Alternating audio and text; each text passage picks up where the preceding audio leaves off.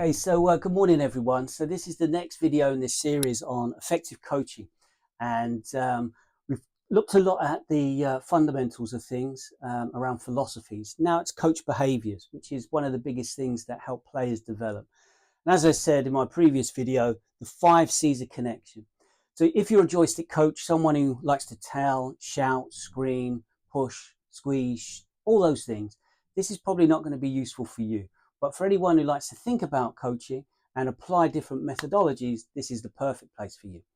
So the first thing is connection. So it's all about how do I coach, connect the coach to the player and the guardian, yeah, because they really need to have good relationships for this to really happen well.